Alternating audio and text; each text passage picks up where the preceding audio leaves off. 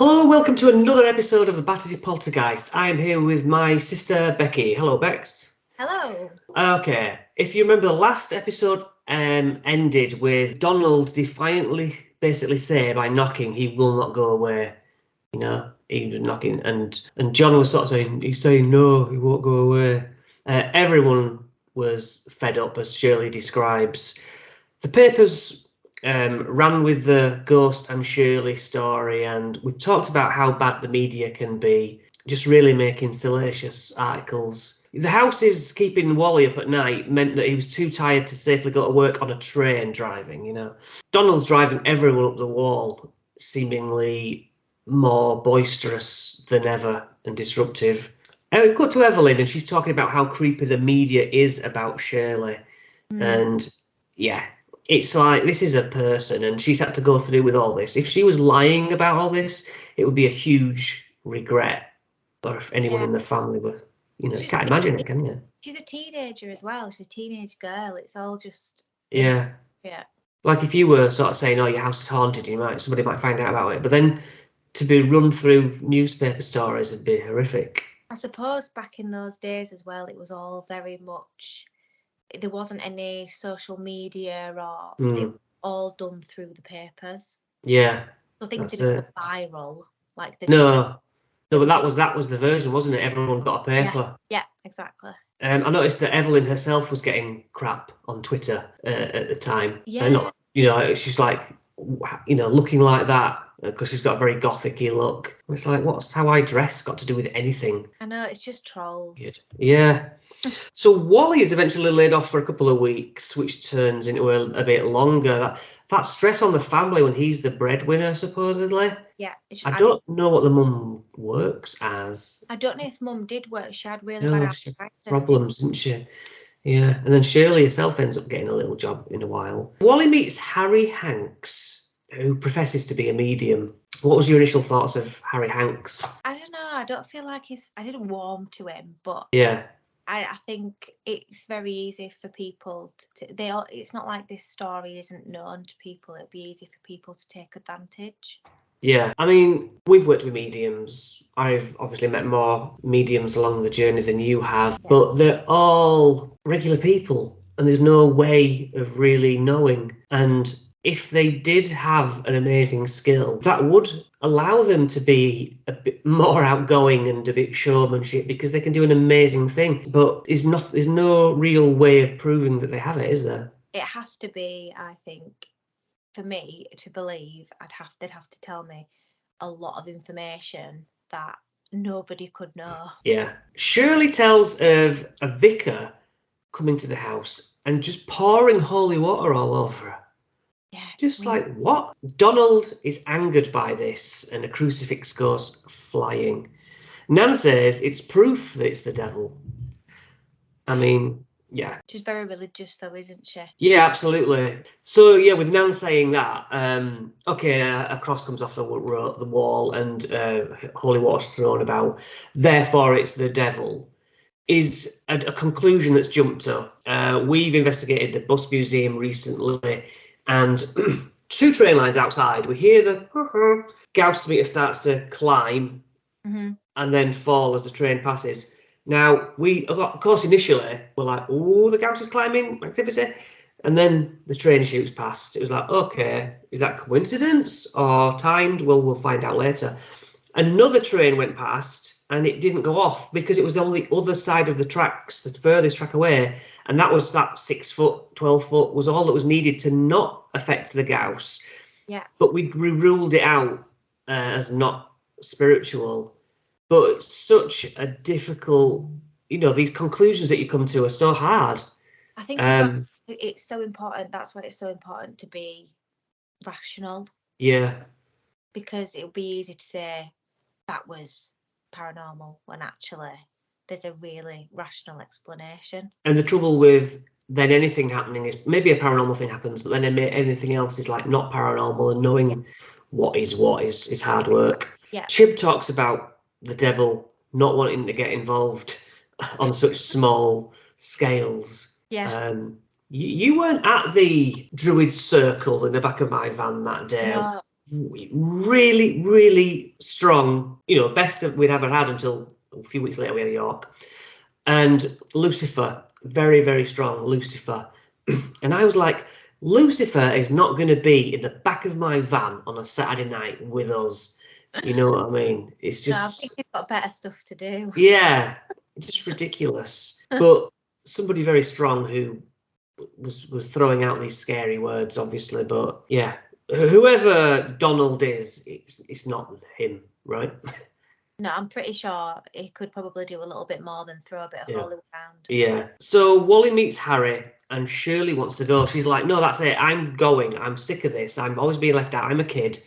And so, she insists to go meet with this Harry, which I guess is what Harry kind of wants to meet her. So, yeah, Shirley answers for herself, basically, which is fair play to her.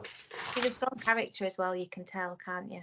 Yeah. Now, I went to a spiritualist church myself quite a few times before. Well, I started the team and then I was looking for a medium. So I went and hung out there 2 or 3 times. And it was basically the congregation each kind of taking it in turns to get up and see and practice if they could get anything with the audience. Makeshift wannabe mediums, and then they'd have one, the lead one, who was supposedly, I'm good at this, but then you could all have a go. It was a bit like that. And what was the information like? Was it quite generic? I've got quite generic, 50% hits, and then the audience were very much trying to, this poor person getting up and being brave enough to try it. It was like, oh yes, I did have a gran. It was a bit forgiving, but come on. Yeah.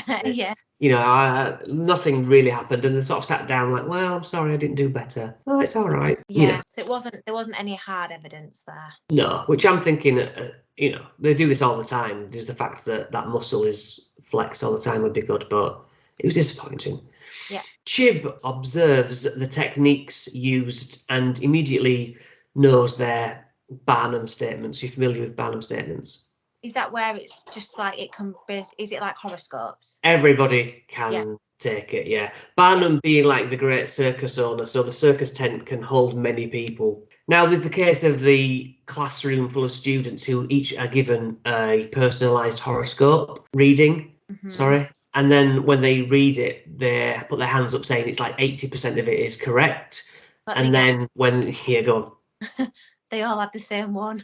Yes, when they swap to the next person's, it's the same thing. Like I did tarot card readings for strangers one time, and Sue came over and had hers done.